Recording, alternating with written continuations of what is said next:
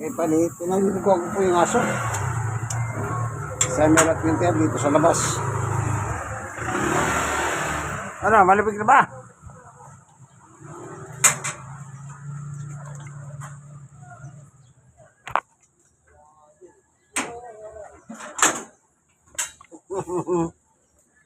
Mainit kasi pa doon.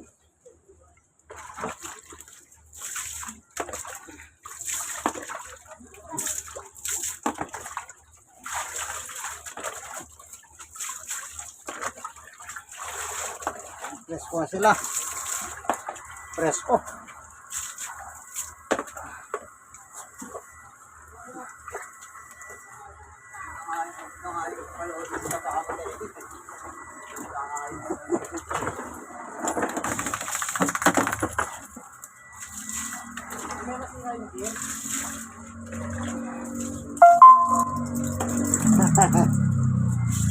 Ayan. Ligo sila.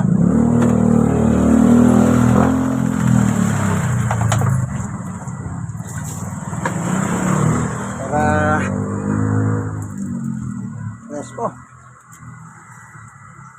Presko sila. Kaya dito ko sila. Ayan. So, ganyan lang.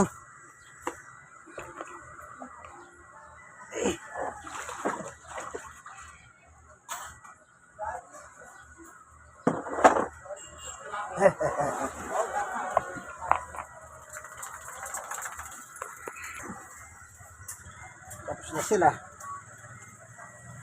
Diyan na muna sila para mapatiktikan ng tubig. Yung tubig yung basa sila. Sige, pag lang. Tapos saka ko na lang sila hiyakyat.